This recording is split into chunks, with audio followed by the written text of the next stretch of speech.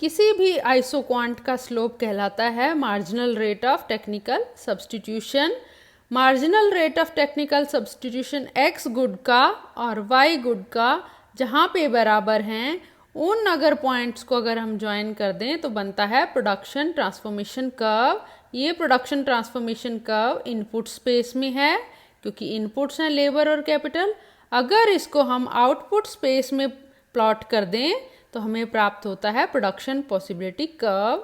Production possibility curve x और Y वस्तु के उन कॉम्बिनेशंस को दिखाता है जो एक इकोनॉमी में गिवन लेबर, कैपिटल और टेक्नोलॉजी की हेल्प से प्रोड्यूस किए जा सकते हैं। डिफरेंट कॉम्बिनेशन है एक्स और वाई वस्तु के। इनमें से अगर कोई एक कॉम्बिनेशन हम ले लें एक्स नॉट और वाई नॉट, और इस एरिया को हम as an Edgeworth box consider कर लें, तो हम देख पाएंगे कि दो व्यक्तियों के बीच इतने एक्स और वाई को हम किस प्रकार डिस्ट्रीब्यूट कर सकते हैं एफिशिएंटली।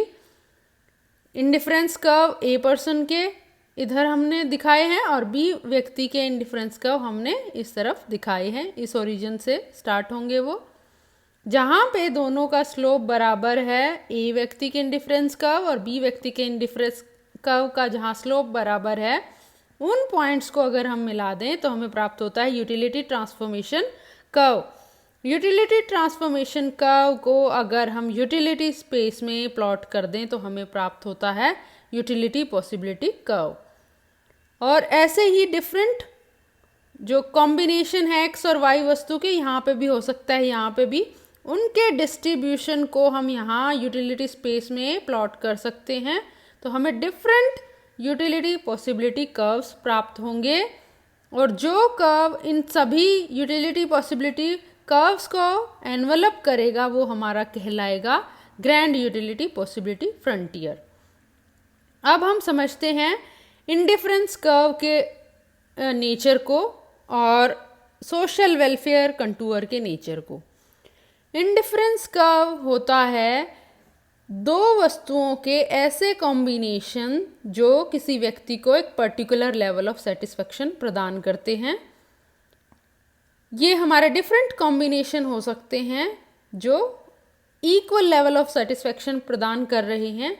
एक पर्टिकुलर कॉम्बिनेशन जो है वो एक particular marginal rate of substitution को शो करेगा। इंडिफरेंस कर्व का स्लोप होता है मार्जिनल रेट ऑफ सब्स्टिट्यूशन।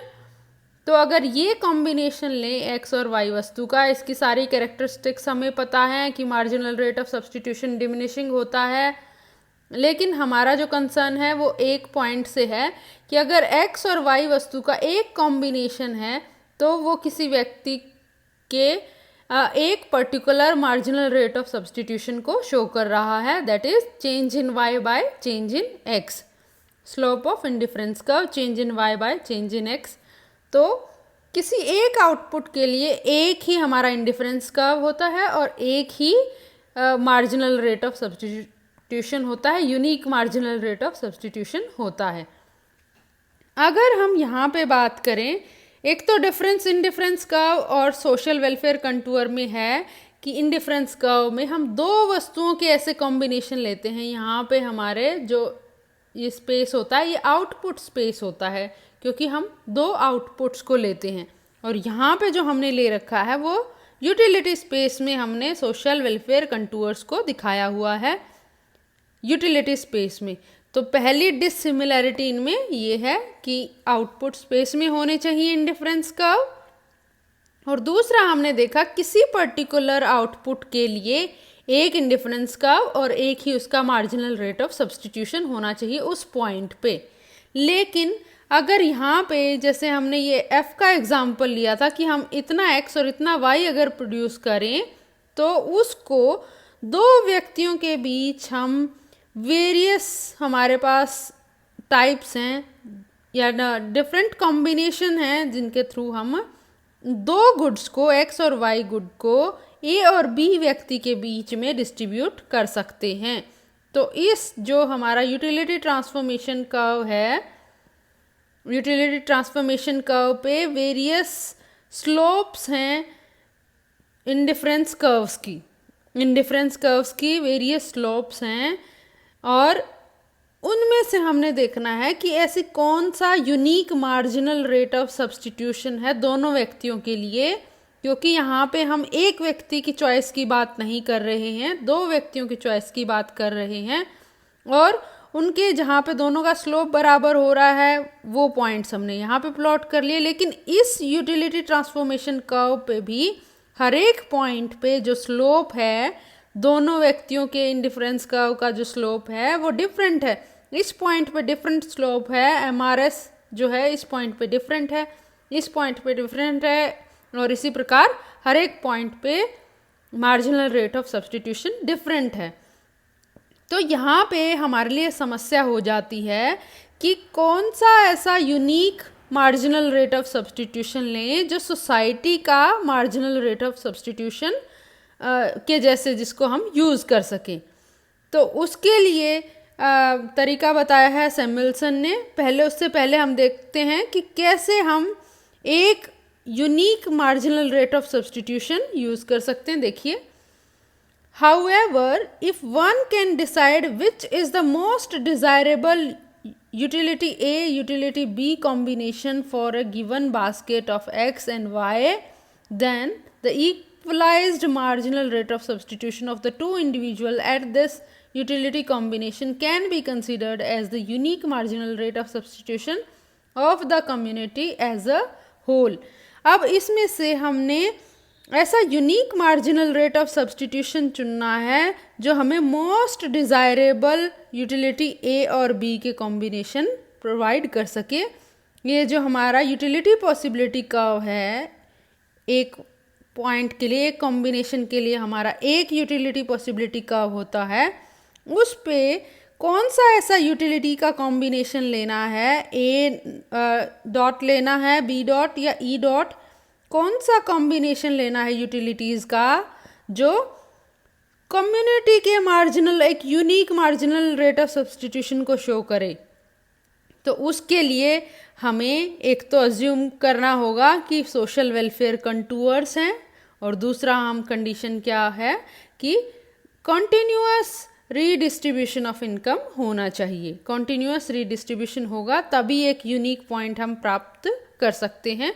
तो यहाँ पे देखिए, इसके डिफरेंट पॉइंट्स पे हमने कहा कि marginal rate of substitution different है, तो इनमें से कौन सा marginal rate of substitution choose करें वो प्रॉब्लम है।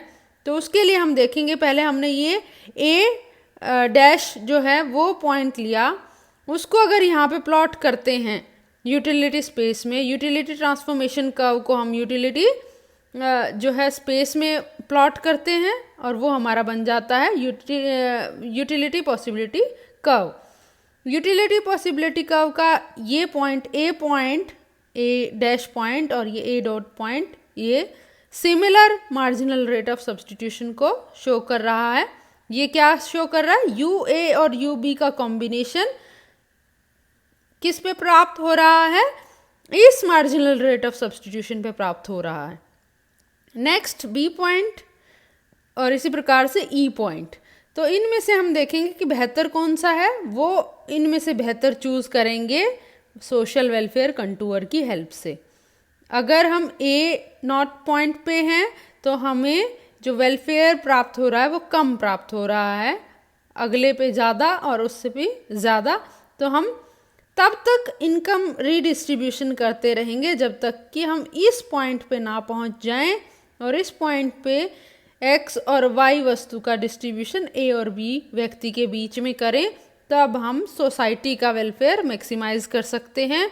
तो ये जो ये ई नॉट पॉइंट है ये हमारा शो कर रहा है unique e not point shows most desirable U A U B combination.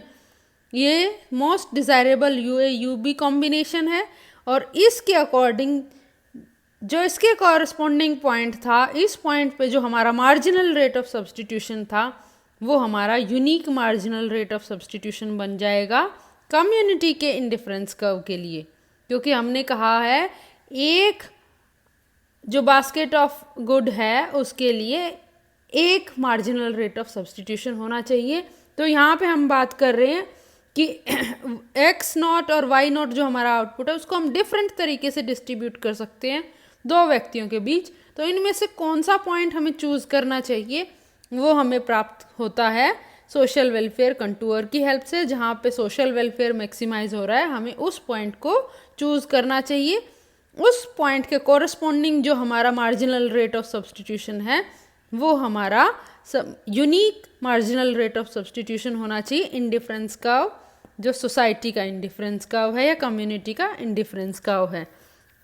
अगर इसी एक्सरसाइज को हम बार बार करेंगे तो हम डिफरेंट पॉइंट्स प्राप्त हो जाएंगे यहाँ पे आउटपुट स्पेस में, और उनकी हेल्प से हम इंडिफरेंस कर्व कम्युनिटी के डिराइव कर सकते हैं।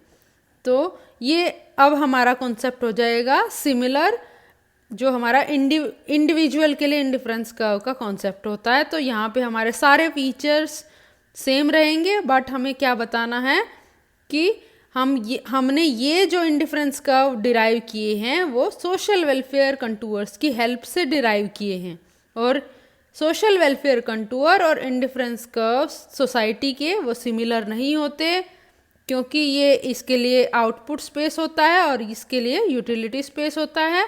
और सोशल वेलफेयर कंटूर की हेल्प से हमें कोई एक आउटपुट के लिए एक्स नॉट और वाई नॉट की जो आउटपुट हम प्रोड्यूस कर रहे हैं उस बास्केट के लिए कौन सा unique marginal rate of substitution हो, ये हमें सोशल वेलफेयर कंटूर की हेल्प से प्राप्त होता है। और इसी एक्सरसाइज को जब हम बार बार करते हैं तो हमें डिफरेंट पॉइंट्स प्राप्त होते हैं, और उसके हेल्प से हम डिफरेंट कम्युनिटी इंडिफरेंस कर्व बना पाते हैं।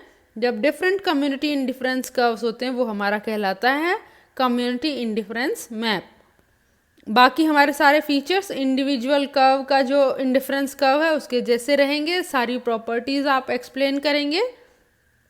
एंड में आप कह सकते हैं प्रोफेसर बाटोर ने बताया है कि ये जो इंडिफरेंस कर्व की हेल्प से जो हम सोसाइटी की प्रेफरेंसेस शो कर रहे हैं ये ज़्यादा ऑब्जेक्टिव है। बाटोर believe that ranking of society based on the community indifference curve is more objective than that of any arbitrary ethic standard adopted subjectively by policy makers। वो कह रहे हैं कि सोशल वेलफेयर कंटूर के लिए हमें वैल्यू जजमेंट का use करना पड़ता है, और वो गवर्नमेंट या पॉलिसी मेकर जिस वैल्यू जजमेंट का यूज़ करके इनको डिराइव करते हैं वो काफ़ी सब्जेक्टिव तरीका होता है।